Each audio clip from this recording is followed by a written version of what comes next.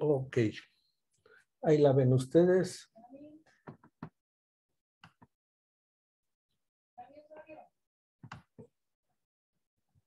El tema que vamos a ver ahora se llama formación reticular. ¿Ok? La formación reticular, para que la entendamos, tendríamos que platicar acerca de este animalito que ven ustedes aquí. ¿Ok? Una mosca, un artrópodo, un insecto, ¿sí? Y ahí lo ven.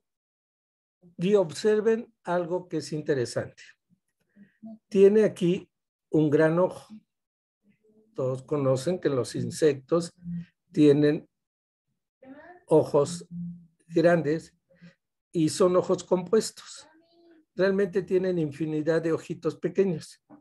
Cada una de esas celdas es una córnea y está con un cristalino, etcétera. Este es su ojo de un artrópodo o de un insecto, que es el grado máximo de evolución de los artrópodos. Y luego ven Doctor, ustedes... perdón por la interrupción. Hay compañeros en sala de espera. ¿En sala de espera? Es que no las Sí. veo.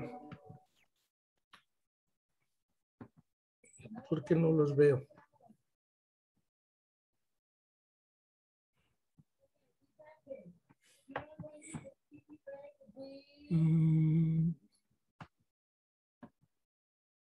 Hay dos. Ok, ya los vi.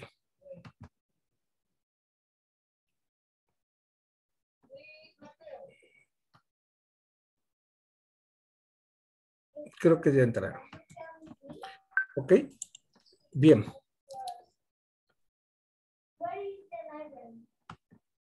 Entonces regresemos a este organismo.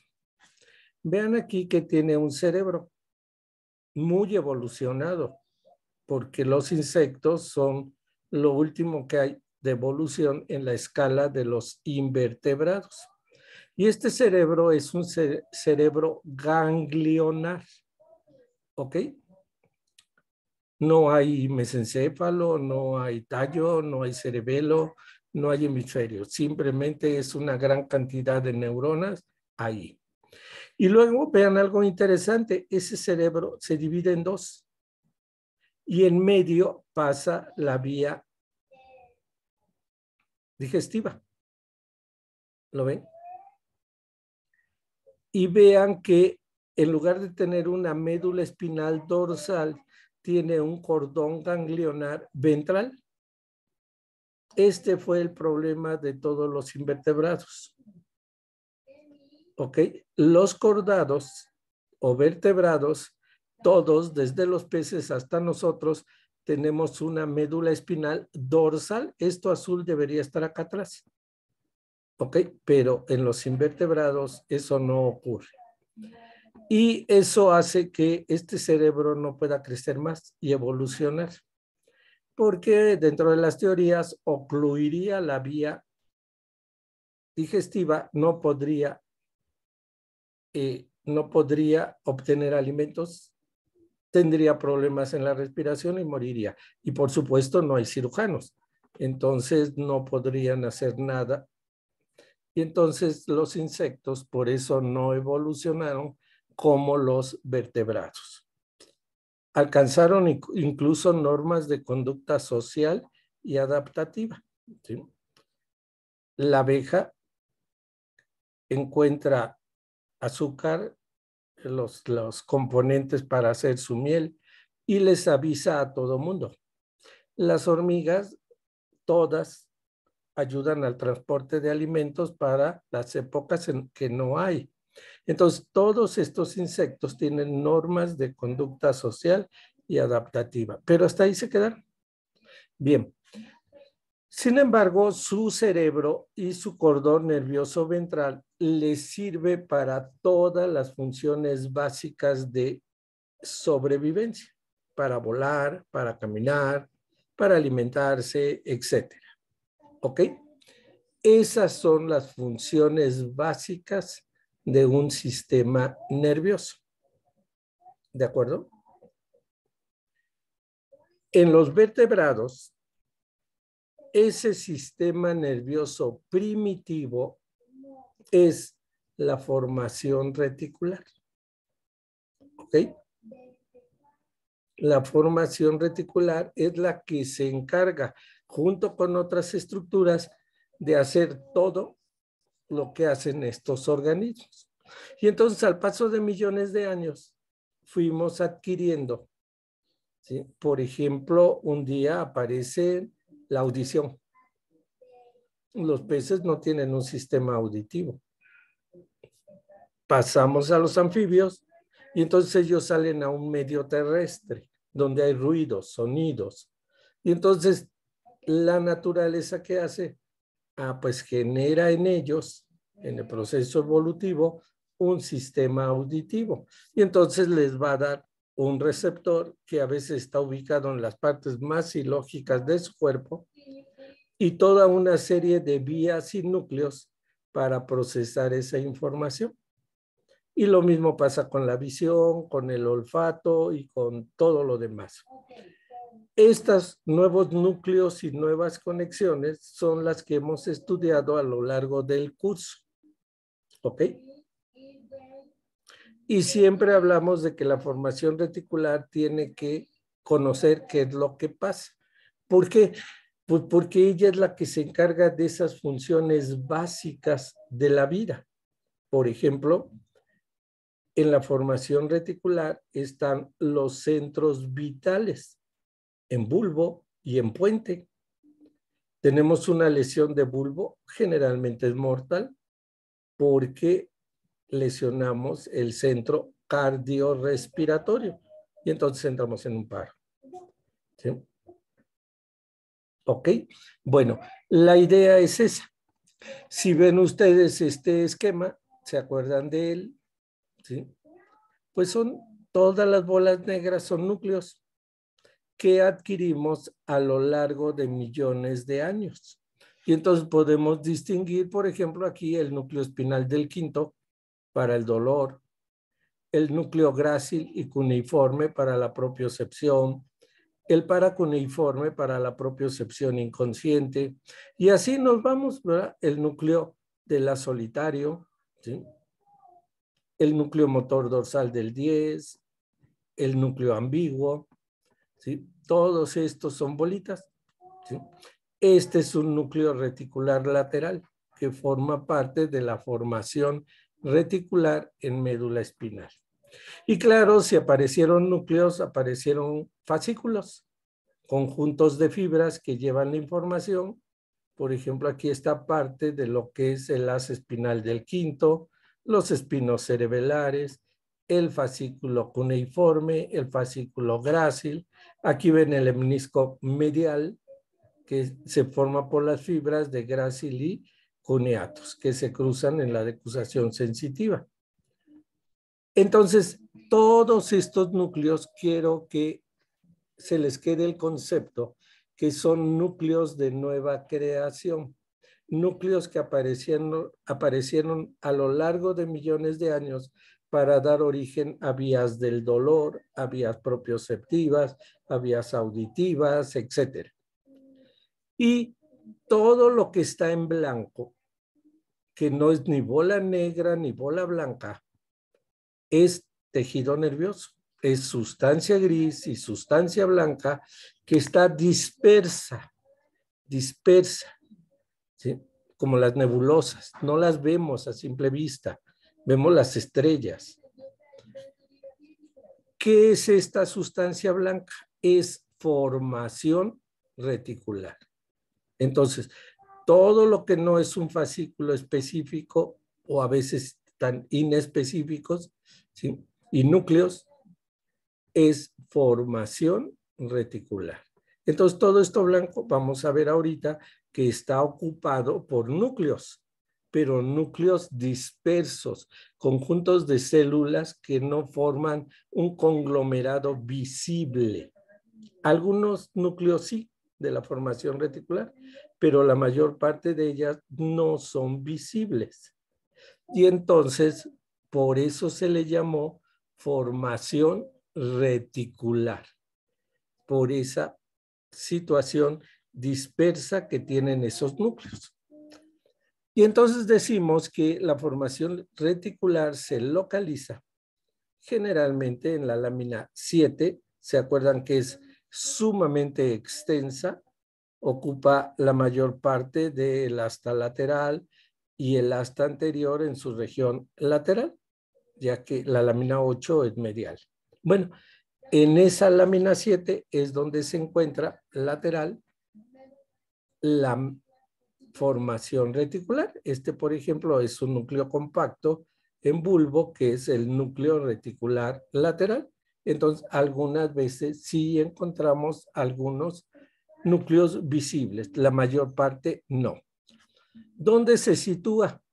Pues desde la lámina 7 de la médula espinal en toda su longitud hasta el diencéfalo, que generalmente corresponde al tálamo, en donde vimos que está el núcleo reticular lateral, los núcleos intralaminares, entre ellos el más grande se llama centro mediano, y los núcleos de la línea media, que están situados casi en la comisura intertalámica, donde se unen ambos tálamos. Hasta ahí termina mi formación reticular. Por supuesto, todos estos centros pueden mandar información a zonas extensas de la corteza cerebral, ¿sí? Y vamos a ver que hay infinidad de neuronas que suben hasta las áreas corticales. Dice, las partes constituyentes de esta estructura difieren una de otra por su citoarquitectura, conexiones y funciones. Sus grupos de neuronas y tractos presentan un aspecto reticular en forma de red. Por eso se les llamó formación reticular. Y entonces decimos que esta se sitúa en el tegmento. ¿Se acuerdan? El tegmento del tallo cerebral.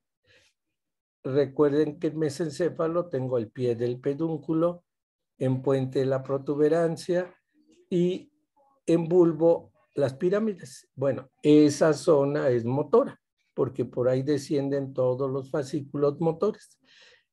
Hacia atrás está el tegmento, y es en ese tegmento, que no son ni bolas blancas ni bolas negras, todo ese tejido nervioso es la formación reticular. Vean, ocupando el espacio que queda libre entre los núcleos y fascículos ascendentes y descendentes.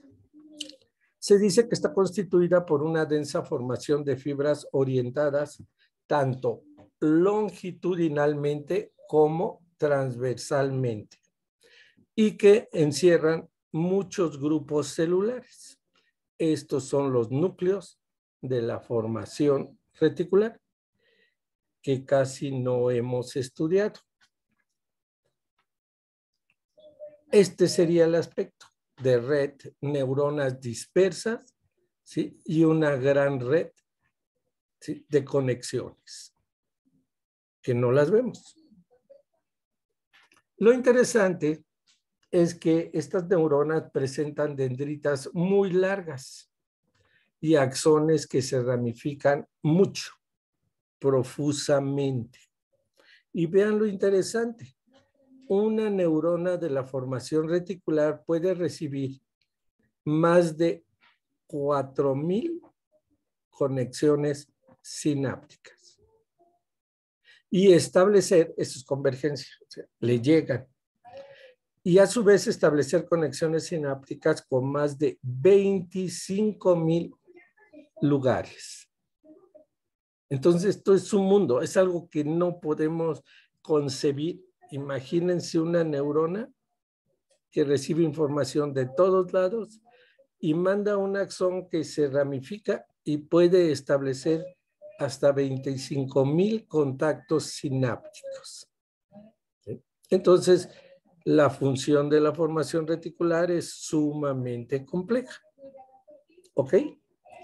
Son de las neuronas que más conexiones establecen.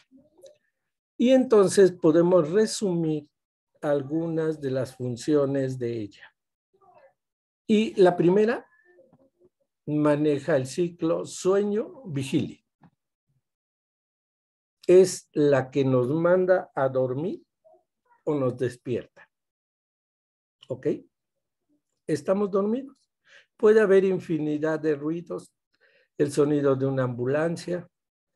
Aquí junto pasa el tren ligero, bueno, el tren que viene de Cuautitlán, ¿sí? Entonces, todo el tiempo está pasando. ¿Qué hace la formación reticular? Bloquear todo. Estoy dormido. Es más, incluso estando en estado de vigilia, la formación reticular dice ese sonido no es importante y lo bloquea, ¿sí? Porque ya sabe que no es importante. Ponen el despertador, toca y ya conoce el sonido, los despierta. Y en la noche llega un momento que entramos en un sopor, ¿verdad? Un presueño. Estamos leyendo y no leemos. Estamos escuchando y no escuchamos. Ya es el momento de irse a dormir. ¿Para qué seguir intentando estudiar si la formación reticular me está bloqueando? Entonces lo que hacemos es bloquearla. Y entonces viene la coca, algunos toman ciertos medicamentos para bloquearla, etcétera, ¿no? Hay infinidad de cosas, sobre todo estimulantes cerebrales, que pueden en un momento dado, ¿sí?, modificar esa función. Oye, tráeme un Red Bull porque tengo mucho sueño. Bueno, ¿qué es lo que están haciendo? Pues están tomando cafeína o tráeme un café, ¿verdad? Y entonces eso pues nos mantiene despiertos. Pero en estado normal nos manda a dormir.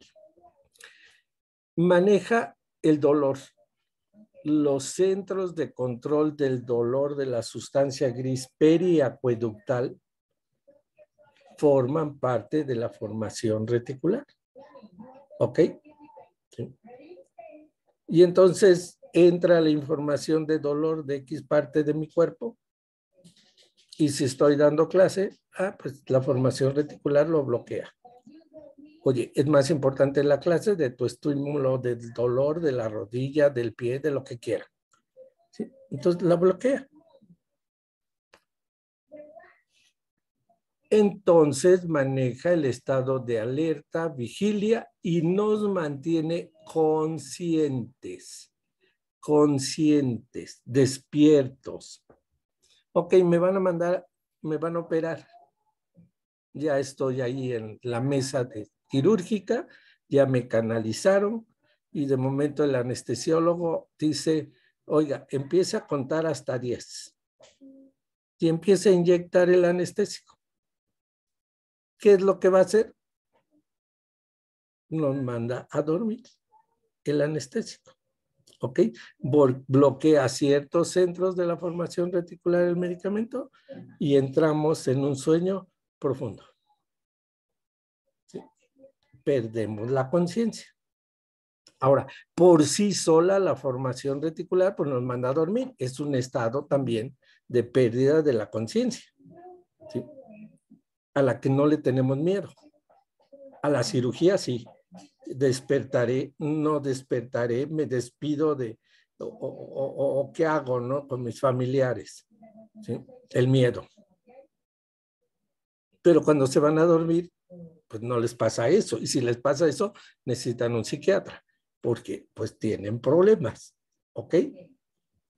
¿Sí? Entonces, es normal que tenga miedo de no despertar en una cirugía, pero no es normal que tenga miedo al irme a dormir y no saber si voy a despertar. Bien, la formación reticular controla esto. Controla el proceso de atención, nos concentramos en algo, ¿sí? Quiero decirles que la formación reticular es como la secretaria, ¿no? Yo en mi vida he tenido muchas secretarias, ¿sí?, sobre todo cuando estaba en control escolar, ¿sí?, un mundo de secretarios y secretarias que hacían infinidad de cosas. o en una subdirección. Hay varias secretarias, pero una secretaria personal, ¿verdad?, que era la que, pues, de acuerdo a indicaciones y todo, ¿verdad?, pues es el primer nivel de filtro. ¿Sí? ¿A qué viene? Quiero hablar con el subdirector. ¿Cuál es el problema? No, pues es que fíjese que tengo problemas con una calificación. No te preocupes. Y hablaba a control escolar. Oye, por favor, dice el doctor que cheques a este alumno y cheques su situación. Y ya no molesta al jefe. Esa es la formación reticular. Entonces, si estoy leyendo una novela o estoy estudiando neuroanatomía, mi formación reticular, si es muy buena, pues va a bloquear todos los estímulos externos e internos. ¿Sí? Que tengo sed, no molestes ahorita. Que tengo hambre, no molestes ahorita. Sigue estudiando. Claro, ustedes lo hacen al revés. ¿Sí? ¿Ok? Entonces, se distraen mucho porque no han dominado a la fiera que es la formación reticular o no tienen una excelente secretaria. Y lo pueden hacer. A la formación reticular se puede modular. Aprendemos a modularla. Entonces, inténtenlo. ¿Sí? Mañana se despiertan, ¿sí?, antes de que toque el despertador. Y entonces empiezan a pensar cómo le voy a hacer, qué es esto, y se duermen pensando que le van a ganar al despertador. Y son prácticas, ¿sí? Voy a ir a leer ahorita, a tomar un café y me voy a leer mínimo 30 páginas de esta novela excelente. Y nadie me va a interrumpir. ¿Sí? Y entonces aprenden a bloquear todos los ruidos exteriores. ¿Sí? ¿Ok?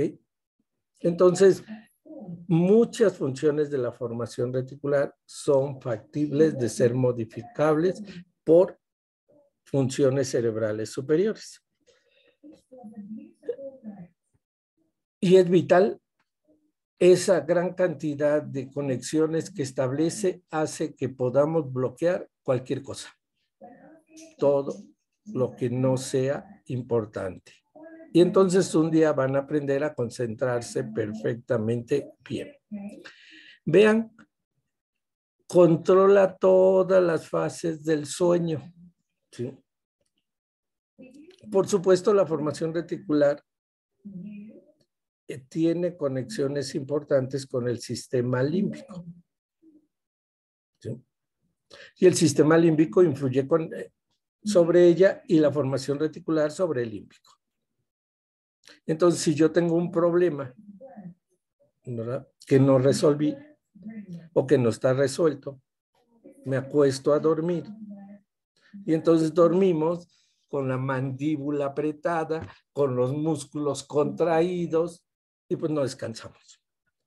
Estamos en una hipertonía por estrés. No estamos relajados. ¿Ok? Y recuerden que el tono es parte de función de la formación reticular, aunque el cerebelo trabaje en él, pero la formación reticular lo controla. Vean, entonces muchos de ustedes se hacen expertos en sueño. El sueño es un tema importante de formación reticular y hay pues diferentes tipos de sueño. ¿Ok? Tenemos relojes biológicos que son controlados por esta formación reticular. Al rato les mando algunos artículos para que los lean, sobre todo con respecto a reloj biológicos y sueño. ¿Ok? A ver si les interesa. Vean, interviene en toda la escala de expresiones conductuales o emocionales. ¿Por qué? Pues porque está en relación con sistema límbico. Dame la cartera. Pues la formación reticular con límbico dice, ¿qué hacemos? Desmáyate. ¿Sí? O no tengas miedo. En fin, ella va a intervenir en forma importante. Ayer lo veíamos, el sistema límbico establece conexiones con formación reticular. La habituación. ¿Sí? Tenemos que aprender esto. No prestar atención a estímulos monótonos o repetidos. Como alguien dice, oiga, es que sus clases me dan sueño y me quedo dormido. Bueno, entonces tenemos que modular la voz. Tenemos que hablar de algo interesante, ¿sí? Porque si no, estar escuchando y escuchando, nos quedamos dormidos, y más si estamos cansados. Otro fenómeno importante es la adaptación. Disminución de la sensibilidad a estímulos continuos. Ahí hay un estímulo, estímulo, estímulo, estímulo. ¿Sí? Constante, constante, constante. Ok, ya sabemos que siempre está, ¿sí? Y lo controlamos. Por supuesto, interviene en la supresión o amplificación de la excitabilidad neuronal. ¿De acuerdo? Y controla dos cosas sumamente importantes: el tono muscular y el tono de los vasos sanguíneos. Les dije que ahí están los centros vitales. Entonces, la formación reticular, al controlar el tono vasomotor, pues controla las funciones de presión arterial, de perfusión sanguínea, etc. ¿Sí? Y por supuesto, vemos en ella se localizan los centros vitales que controlan la mayor parte de las funciones viscerales. ¿Ok? Sobre todo cardiorrespiratorias, digestivas, etc. Bueno, estos son algunas de las funciones que ustedes deben mínimo recordar. Hay más, pero estas son las funciones básicas de mi formación reticular. ¿Sí? Ok, junto con el cerebelo controla infinidad de respuestas motoras y podríamos agregar infinidad de cosas. ¿Sí? Pero estas son las básicas. Bien, ahí están los núcleos que se deben aprender. Si se dan cuenta, son muchos.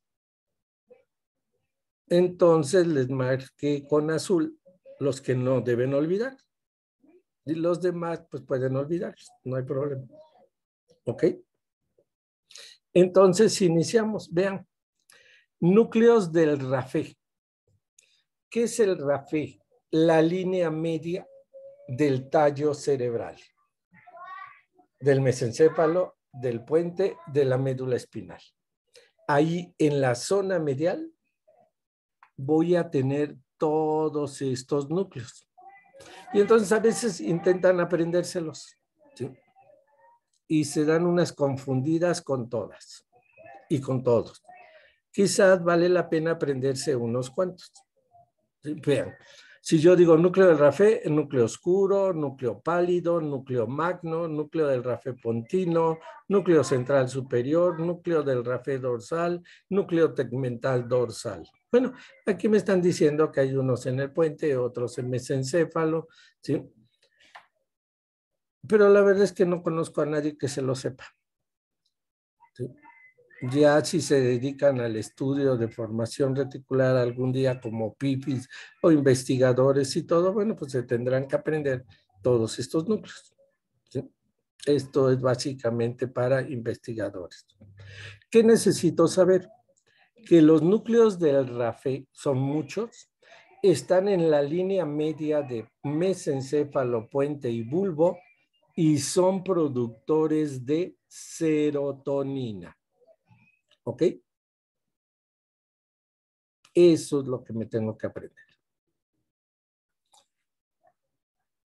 Vean, aquí dice otros núcleos. Bueno, los dos que nunca debo olvidar es el área postrema, porque es el centro gatillo del vómito. ¿Ok?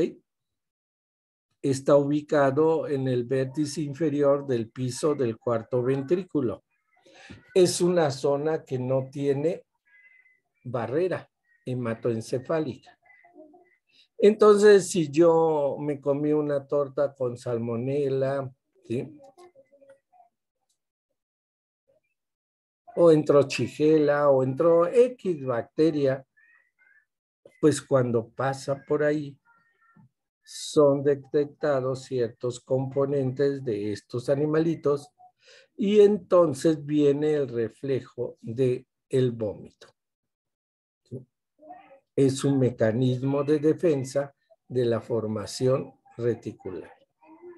¿Ok? La otra que no voy a olvidar nunca es la sustancia gris periacueductal. ¿Por qué? Pues porque ahí está el centro de control del dolor. Centro de control del dolor. Y quedamos.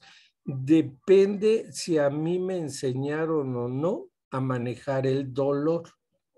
¿Sí? Si todo el tiempo estamos, pobrecito, cuidado, no te caigas.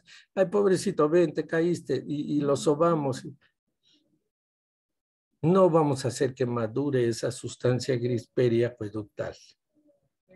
¿Ok? Entonces tenemos que aprender a enfrentar el dolor. Tienen aquí los núcleos que producen catecolaminas. Catecolaminas son dopamina, noradrenalina y adrenalina. Recuerden que son neurotransmisores excitadores. El ejemplo más importante de estos núcleos es el locus coeruleus. ¿Ok? El locus coeruleus está en el piso del cuarto ventrículo, pero en la región pontina. Casi en el vértice, pero en la región pontina. ¿Ok?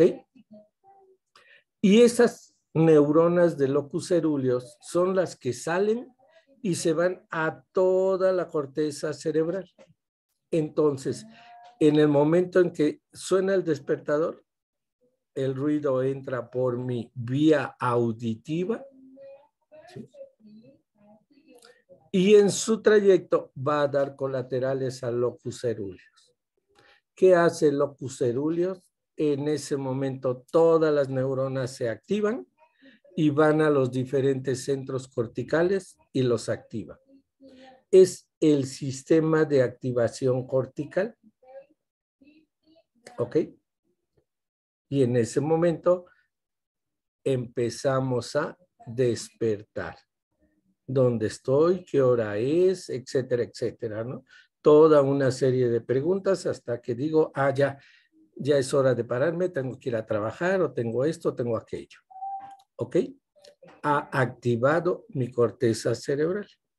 Así como los núcleos del RAFE, cuando se activa, van a corteza y empiezan a apagar centros. Entonces, si yo estoy leyendo, en ese momento empiezan a apagar las áreas visuales y ya no leo. Si yo estoy escuchando, ya no escucho. Estoy entrando en somnolencia. ¿Ok? Entonces vean que son los dos extremos, los núcleos de RAFE y los núcleos catecolaminérgicos. Tengo núcleos colinérgicos que liberan acetilcolina. También los puedo encontrar en la sustancia gris periacueductal. No nada más es para el control del dolor. Tengo otra serie de grupos nucleares reticulares. ¿Sí? Por ejemplo, el grupo central, en la parte central del tallo. Y vean, aquí tengo varios núcleos, ¿sí?, que forman parte de esta formación reticular. Vamos a ver algunos nada más. Núcleos del área reticular parvocelular. Núcleos del área paraventricular, vean, paraventricular medial, paraventricular lateral, ¿sí? El centro neumotáxico forma parte de estos núcleos. El centro neumotáxico está en puente, vive en puente, ¿ok? Es como un tambor. ¿sí? Yo me lo imagino así. Y entonces agarro ¿cómo se llaman estos para tocar bastones? ¿Alguien sabe? ¿Baquetas? ¿Perdón? ¿Baquetas? Baqueta. ¿Sí? Entonces toco uno y luego el otro. Y genero un sonido. Bueno, imagínense que ese es el centro neumotáxico. Y en un momento determinado toca uno y activa al centro inspiratorio que está en bulbo. Hay un centro inspiratorio de la formación reticular y en ese momento meto aire. Se llena los pulmones, mandan el mensaje los pulmones de que están llenos al núcleo neumotáxico y ahora el núcleo neumotáxico dice vaciarlos. ¿Sí? Entonces se va al centro expiratorio que está en bulbo. Y entonces todo el tiempo están controlando nuestra respiración. 18 a 20 veces por minuto. A veces más, a veces menos. Depende si el cuerpo está en actividad o está inactivo. Estoy dormido y a veces tenemos que mover a la persona porque sentimos como que no respira, ¿no? O voy corriendo. No, pues está súper acelerado, ¿verdad? Hay una hiperventilación y entonces el proceso es rápido, rápido, rápido. ¿Quién lo controla? El centro neumotáxico, ¿ok? En puente. A través de dos núcleos que son el centro inspiratorio y expiratorio en la médula oblonga. Entonces, esos centros son centros vitales para el proceso de la respiración, ¿ok? Tengo núcleos reticulares precerebelares. Acuérdense que al cerebelo tiene conexiones importantes, ¿se acuerdan? ¿Sí? Hacia el cerebelo o de cerebelo hacia formación reticular. ¿Sí? Ya habíamos visto las conexiones de cerebelo y decíamos, ¿qué hace el arqui? Pues el arqui manda información a los núcleos vestibulares para facilitar las acciones extensoras, pero también manda información a la formación reticular para controlar el tono de esos músculos. ¿Y qué hace el palio? Pues manda al núcleo rojo para facilitar los movimientos flexores, pero también mandan la información a formación reticular para el control del tono de esos músculos. Entonces, muchos de estos núcleos van a intervenir en forma importante en el control del tono muscular y de otras funciones. Los centros diencefálicos los mencionamos al inicio de esta plática. Básicamente son los núcleos de la línea media y ya quedamos. Cuando cualquier información llegue a tálamo, se pasa la información a los núcleos reticulares de la línea media y ellos establecen conexiones directas con el hipotálamo. ¿Ok? Es una conexión directa a hipotálamo. Los núcleos intralaminares y reticular lateral, generalmente las conexiones son hacia corteza cerebral. ¿Ok? Y ahí se termina la formación reticular. Y hace un rato les mencioné el núcleo reticular lateral. En médula espinal tenemos núcleos reticulares que controlan muchas funciones a nivel de la médula espinal. ¿Ok? Bueno. Doctora, una pregunta. Sí. Entonces, a pesar de que no se encuentran como que aglomerados, como que todos los núcleos pertenecientes a cierta función están en cierta parte de la formación reticular. Exacto, en ciertas regiones de tallo cerebral, de médula espinal o de tálamo. Ahorita los vamos a ver, ¿ok?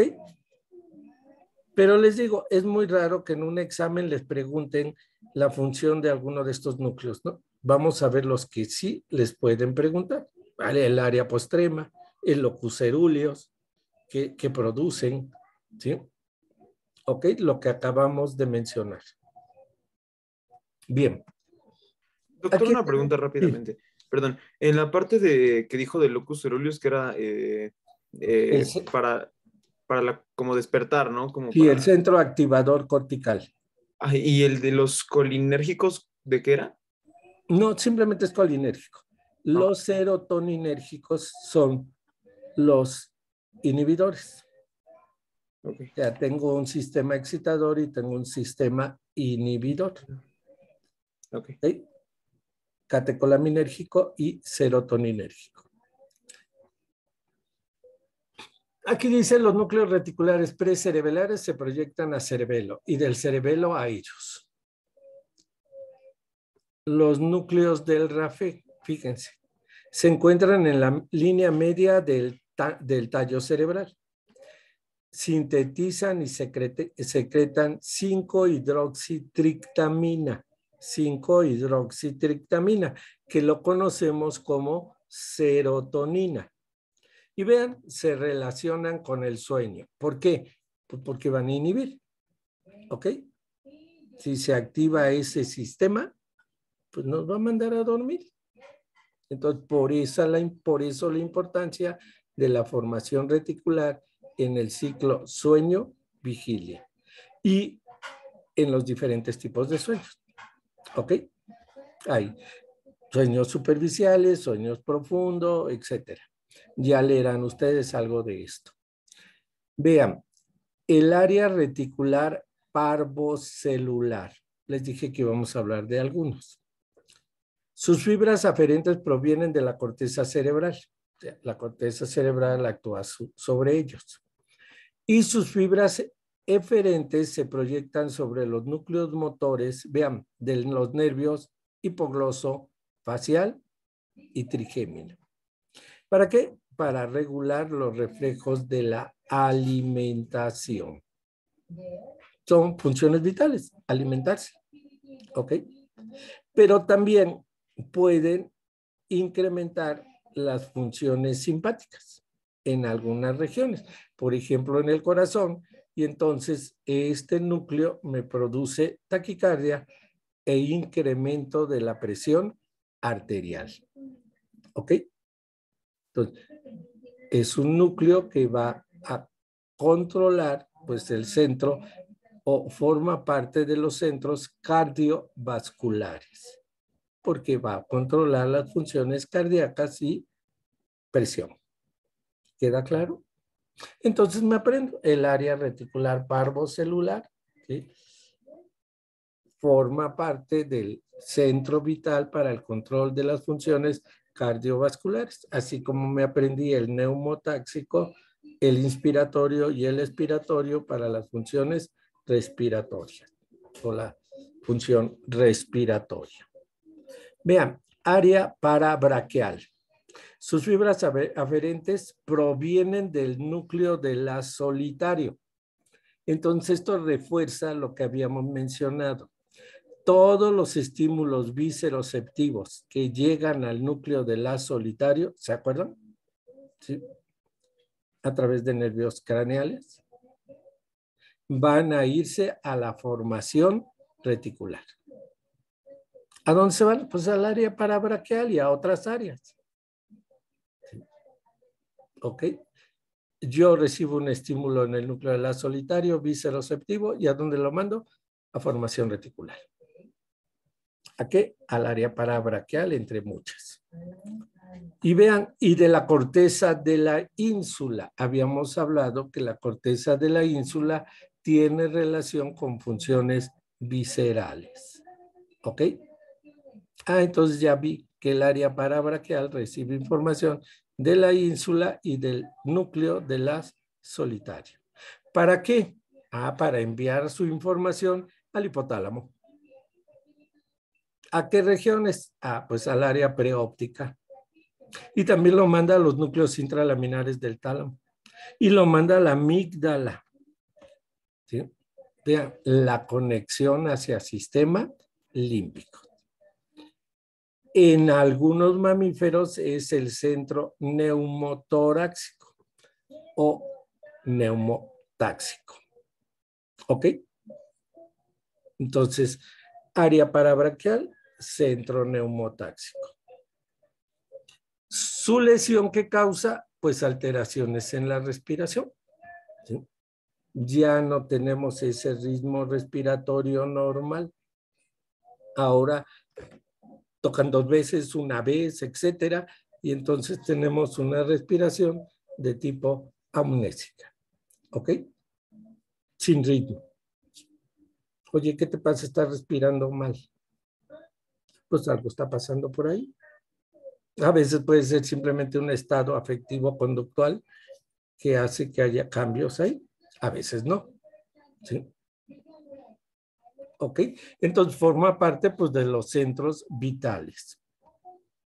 Neuronas reticulares superficiales de bulbo. Bulbo. Están los centros vitales. ¿A qué hacen estas neuronas, estos grupos nucleares? Regulan funciones cardiovasculares, respiratorias. ¿Ok? Y otra vez, la información proviene de médula espinal o del núcleo de las solitarias. ¿Qué hay en estas neuronas reticulares? Vean, contiene fibras que se activan por los varoreceptores de los senos carotidio, aórtico, ¿sí? Y de quimiorreceptores de los corpúsculos. Volvemos a caer en lo mismo. El seno y corpúsculo aórtico y carotidio, ¿qué hacen? Pues captan toda la información sanguínea y de presión arterial. ¿A dónde lo mandan? Pues lo mandamos al núcleo de la solitario. ¿Y este qué hace? Pues lo manda a formación reticular del bulbo. ¿Ok? A ciertos grupos. Y entonces ellos regulan, vean, cambios de pH, concentración de CO2, envían información al hipotálamo para que él genere otra serie de acciones. ¿Ok? Incluso mandan información a médula espinal para modular las acciones de los músculos respiratorios.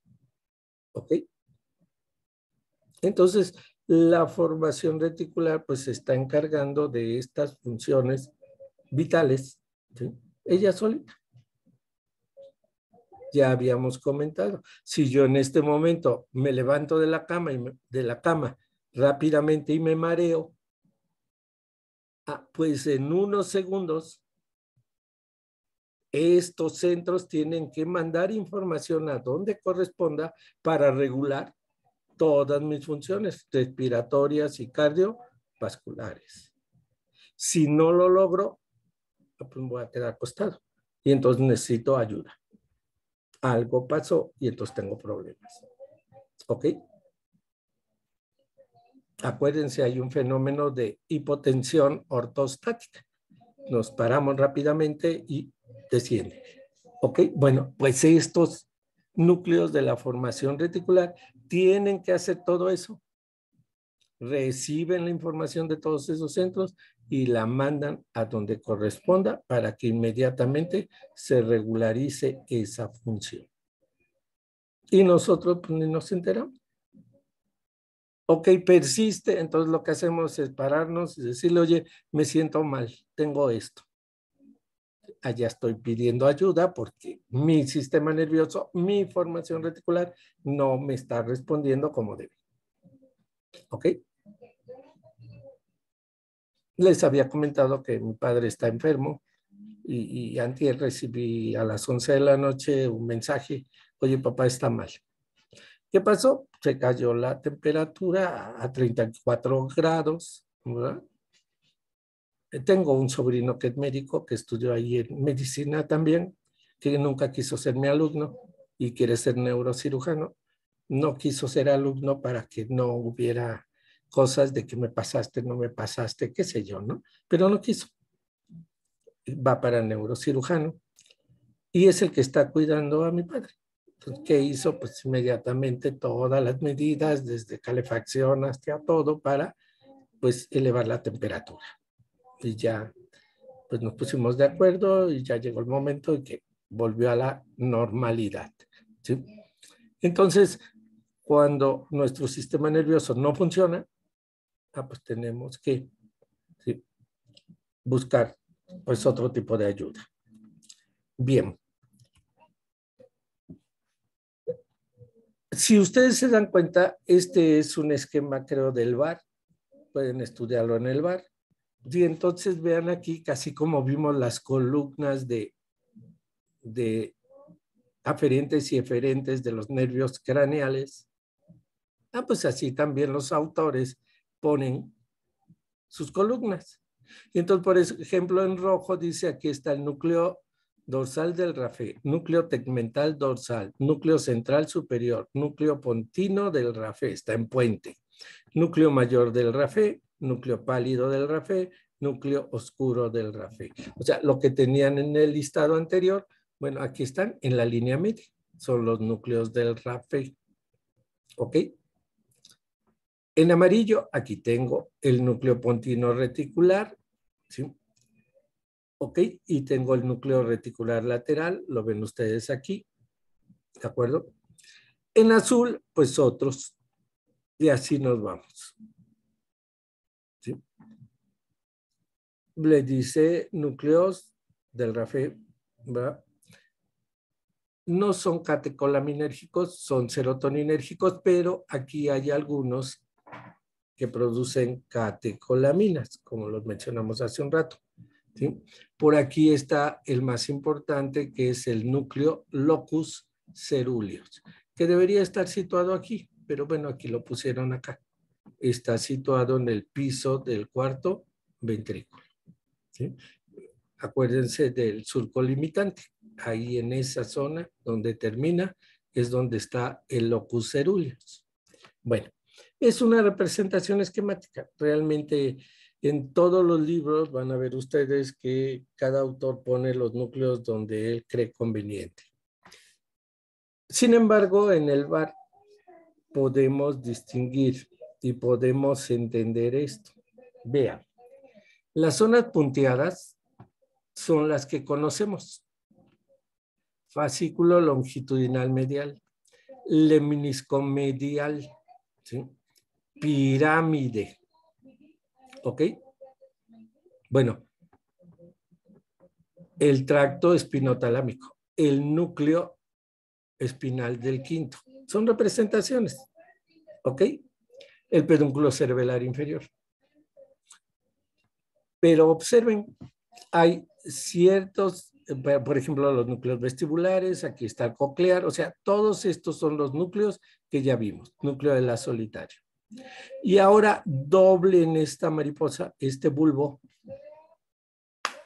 y sobrepongan la zona izquierda con la derecha. Y entonces, ¿qué pasa? Que en este espacio que no es ni bola blanca ni bola negra, porque este es un fascículo y este es un núcleo, en este espacio está el núcleo prepósito del hipogloso, que forma parte de la formación reticular. ¿Qué hay aquí? En esta zona está el área reticular parvocelular. ¿Qué hay acá? Ahí está el área reticular gigantocelular. ¿Sí queda claro? ¿Sí? Entonces, todos los espacios que no están ocupados están realmente ocupados por núcleos de la formación reticular. Aquí ven un núcleo del RAFE, el núcleo magno del RAFE en la línea media, en bulbo, ¿verdad? Y veo el núcleo reticular paramediano. Entonces la idea es que ustedes vean que eso que no es ni bola blanca ni bola negra, como iniciamos la clase, está ocupado por cuerpos neuronales, por conexiones que forman parte de la formación reticular. Y los fisiólogos se han encargado de estudiar esas zonas de muchas maneras. Y así es como han descubierto, mira, aquí en el puente está el centro que controla la respiración. Y aquí en bulbo, mira, en esta zona se controla la inspiración y en esta la expiración. ¿Ok? Si estimulamos aquí, ve cómo aumenta la frecuencia cardíaca, cómo aumenta la presión arterial. Y entonces van describiendo diferentes zonas de el tallo cerebral en donde se realizan ciertas funciones. Aquí lo ven lo mismo, ¿sí? Todos los núcleos que estudiamos durante el curso Y en los espacios vacíos, ahí está, por ejemplo, el núcleo pontino del Rafé, aquí quedaría, ¿sí? El núcleo reticular pontino caudal, y así nos vamos. En esta zona, como un rompecabezas, ¿sí? Estaría el núcleo reticular parvo celular. Y así se pueden ir, yo nada más les puse 3 ejemplos, vean. Toda la protuberancia, pues toda la protuberancia está ocupada por los núcleos pontinos y el fascículo córtico espinal y las fibras que entran al pedúnculo cerebelar medio, ¿sí? Aquí vemos el pedúnculo cerebelar superior, el menisco lateral, el sistema anterolateral, el menisco medial. Pero en las zonas donde no hay esto, están los núcleos de la formación reticular mesencefálica. ¿Sí? Vean el locus ceruleus, el núcleo parabraquial, ¿sí? El núcleo reticular pontino oral, y así nos vamos, un núcleo del Rafé, el núcleo central superior que habíamos comentado, ¿sí? Entonces están en el tegmento, no hay aquí en la protuberancia, porque esto es básicamente motor. ¿Ok? Y si nos vamos a el tálamo, pues yo tengo el núcleo reticular lateral, los núcleos intralaminares, todos estos son núcleos de la formación reticular, están dentro de la lámina medular interna del tálamo, que divide en 3 zonas al tálamo, y el más importante es el núcleo centromedial. Y aquí en la comisura intertalámica están los núcleos de la línea media, que se comunican hacia abajo, mandan neuronas hacia abajo al hipotálamo, a los núcleos hipotalámicos. ¿Ok? Estas son algunas imágenes del Jaynes, ¿sí? Para que ustedes vean que, pues básicamente hay una vía compleja, multineuronal, que se llama córtico retículo espinal o córtico retículo nuclear, porque va a los núcleos del tallo cerebral. Entonces, esta vía forma parte del sistema motor extrapiramidal que vamos a empezar a estudiar dentro de poco. ¿Ok? Forma parte de esas vías motoras extrapiramidales. Y entonces vean aquí cómo vienen neuronas de todos lados. Por ejemplo, córtico-espinales, ¿sí? Córtico-reticulares, córtico-rubrales. Bueno, estas son fibras del sistema motor extrapiramidal, pero me interesan las fibras córtico-reticulares. ¿Por qué?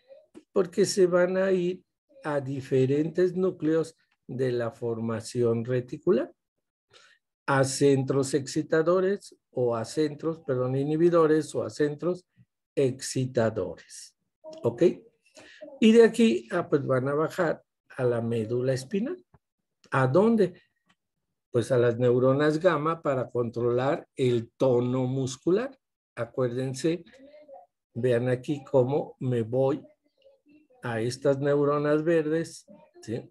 Llego primero a los núcleos reticulares del tallo y de ahí bajo a médula a estas neuronas verdes que van a las fibras intrafusales, fibras musculares del uso neuromuscular. ¿Para qué? Para controlar el tono. Esta neurona es una neurona gamma. ¿Ok? El sistema motor extrapiramidal también interviene en las neuronas alfa, ¿sí? Que se van a las fibras extrafusales. ¿Ok?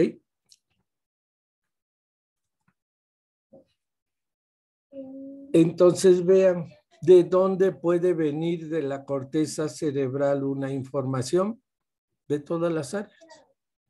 ¿Sí? Aquí ven la corteza cerebral y vean que tengo neuronas del lóbulo frontal, del lóbulo temporal, del lóbulo occipital, del lóbulo parietal, de zonas sensitivas, de zonas motoras, de zonas visuales, de la corteza prefrontal. Bueno, de todos lados salen neuronas que bajan. ¿Hacia dónde? a la formación reticular, ya sea mesencefálica, pontina o vulvar. Y entonces van a integrar tractos, estos núcleos, neuronas que descienden de estos núcleos de mesencéfalo arriba, puente, ¿sí? Médula oblonga y bajan formando los fascículos retículo espinales o retículos nucleares, si van a algún núcleo. Entonces aquí ven ejemplos de, vean, tracto retículo espinal lateral, ¿sí? Aquí veo neuronas que vienen descendiendo y forman el tracto retículo espinal medial. ¿Ok? Y entonces estas neuronas pues se van básicamente a las neuronas de la médula espinal del asta anterior, ¿verdad? Gamma, y a otras para establecer infinidad de reflejos motores. Entonces aquí ven ustedes, esto es básicamente con respecto a tono muscular, vea fibras retículo-espinales y cómo llego a las neuronas gamma o llego a las neuronas alfa. Y entonces unas se van a las fibras intrafusales y otras se van a las fibras extrafusales. ¿Para qué? Pues para controlar el tono de los músculos, el tono y la fuerza de los músculos. Son vías básicamente córtico-reticulares, ¿sí? Y entonces aquí ven diferentes fascículos que van a médula y de médula a los músculos. ¿Qué núcleos quizás vale la pena aprenderme con respecto a tono muscular? ¿Sí? Vean, el núcleo, aquí está por ejemplo el núcleo rojo. El núcleo rojo, recuerden que da origen al fascículo rubroespinal para facilitar las acciones flexoras en médula espinal. Y yo tengo aquí dos núcleos, por ejemplo, el núcleo reticular pontino caudal. Este es el que me forma el fascículo retículo espinal medial. Entonces me aprendo este núcleo. ¿Quién forma el fascículo retículo espinal medial? El núcleo reticular pontino caudal. Entonces, vale la pena hablando de tono muscular. Aquí yo veo el fascículo reticular lateral. ¿De dónde proviene? Proviene de un núcleo reticular vulvar que se llama gigantocelular. ¿Y a dónde voy? Pues a las astas anteriores, a las neuronas gamma. Entonces, esos núcleos apréndanselos porque están en relación con funciones de tono muscular. Y van a haber infinidad de pacientes que tienen problemas de tono muscular. ¿Sí? Desde estados emocionales hasta compresiones radiculares. ¿Qué pasa? Se afecta el tono de los músculos. Hay hipertonías y las hipertonías son sumamente dolorosas. Ya después platicaremos de ellos. Bien. Esto es lo mismo, pero más cerebelo.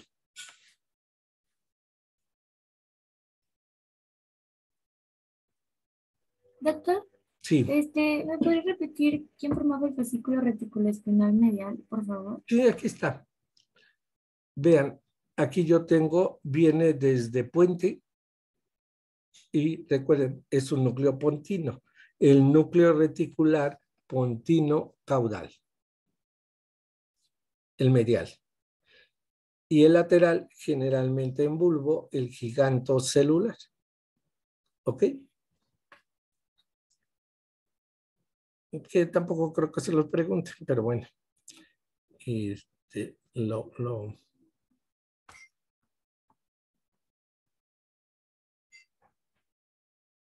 Estas son vías nada más para que ustedes recuerden, vean, neuronas simpáticas o neuronas visceroceptivas.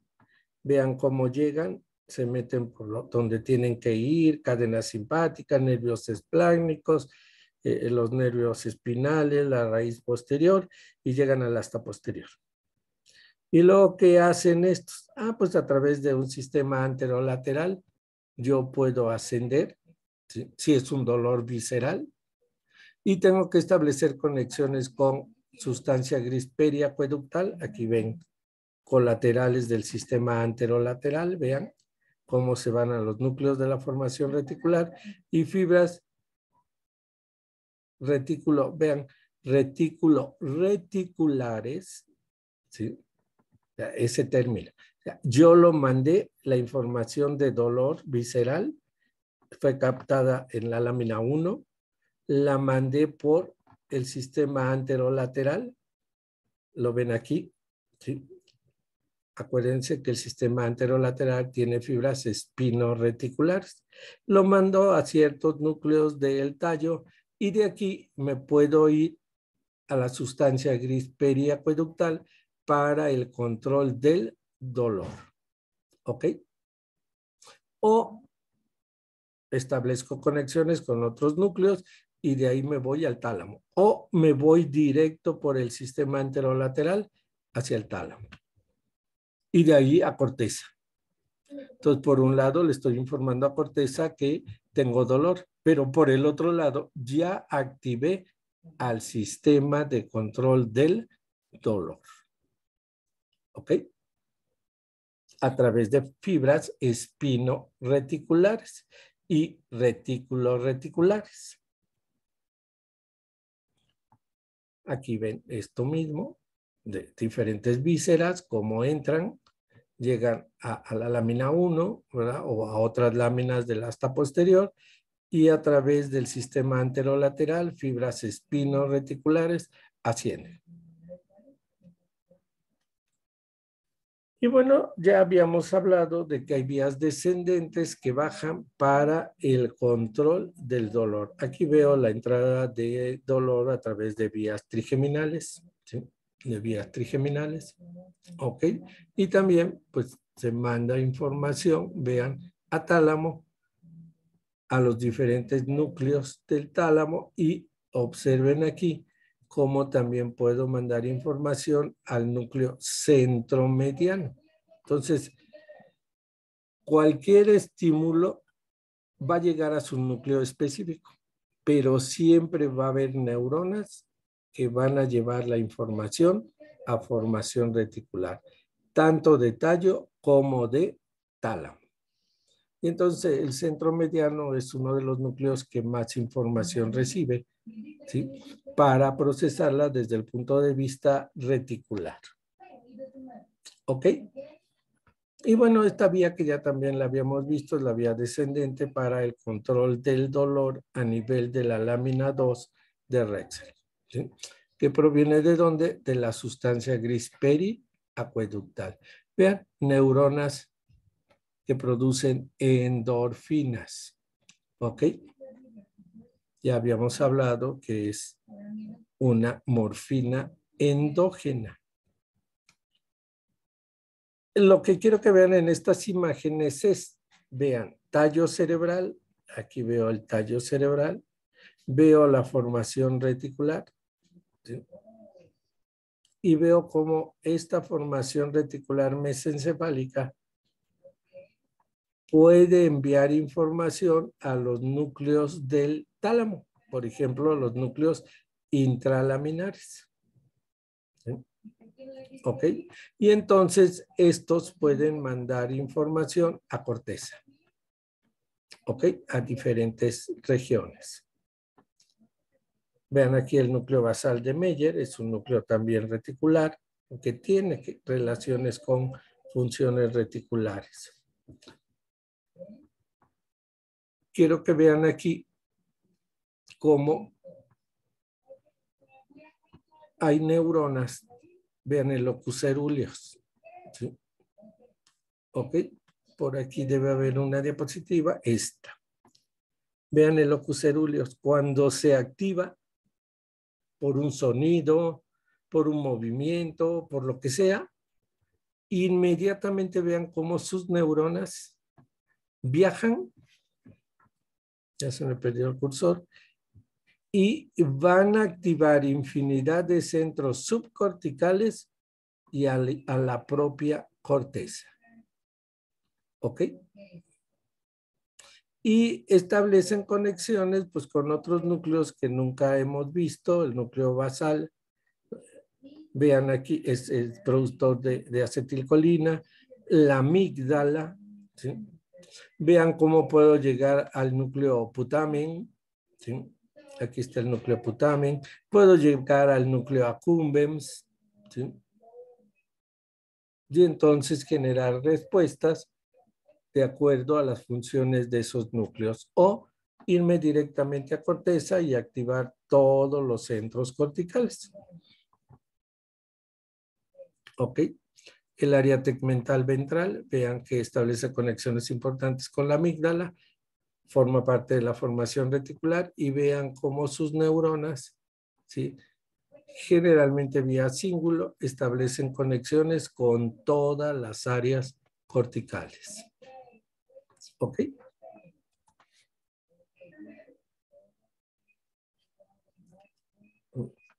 Básicamente son conexiones de locus cerúleos y de otros núcleos reticulares, ¿sí? Que se establecen, ¿verdad?, a nivel de los núcleos intralaminares del tálamo y de ahí a corteza. Para activar, ese es el otro camino.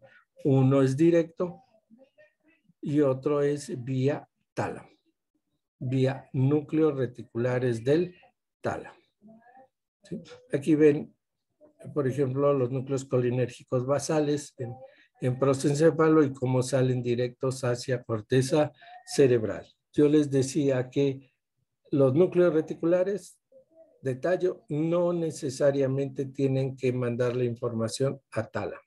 Son los únicos que pueden hacer relevo en tálamo, en los núcleos reticulares talámicos, o pueden irse directos a las diferentes regiones de la corteza cerebral o a sus núcleos centrales. ¿Ok? Este es lo más típico de locus cerúleos, neuronas catecolaminérgicas, y vean cómo establece conexiones con todos los núcleos subcorticales y corteza. Y entonces por eso se le llama centro activador ascendente. Bueno, así se le llamaba antes. ¿Ok? El núcleo rostral del RAFE, vean, se comporta exactamente igual. Tengo varios grupos nucleares que activan o inhiben, como son los núcleos del RAFE. ¿Sí? Aquí está el núcleo del RAFE, vean, establece conexiones también con cerebelo. ¿Sí? Ok. Esto es importante. Una lesión de la formación reticular a nivel pontino o mesencefálico, fíjense qué interesante, a nivel de puente o bulbo, me mata. ¿Sí? Las lesiones vulvares o pontinas afectan los centros vitales y entramos en un paro cardiorrespiratorio. Un ejemplo típico de esto es el síndrome de enclavamiento de amígdalas. ¿Ok? Por ahí lo pueden buscar. Síndrome de enclavamiento de amígdalas. ¿Cuándo ocurre esto? Esto ocurre muy frecuentemente por iatrogenias médicas. Llega un paciente en estado inconsciente, ¿verdad? Y por protocolo hay que hacer una punción lumbar. Sin embargo, este paciente trae un cráneo hipertensivo, recibió un gran traumatismo, está edematizado el cerebro y ustedes hacen una punción lumbar y sacan el líquido sin tener las medidas adecuadas y entonces disminuyen bruscamente la presión intracerebral y las amígdalas se meten al agujero magno. En ese momento comprimen bulbo y el paciente entra en un paro cardiorrespiratorio irreversible y se muere. ¿Sí? Claro, nadie va a saber que fue una iatrogenia. pero es una de las causas por las cuales puedo tener un paro cardiorrespiratorio. Hay infinidad de causas. Ok. Pero si yo tengo una lesión a nivel pontino mesencefálico, vean, produce un estado de coma prolongado. No estoy afectando la formación reticular, pero mi sistema activador ascendente probablemente no funciona.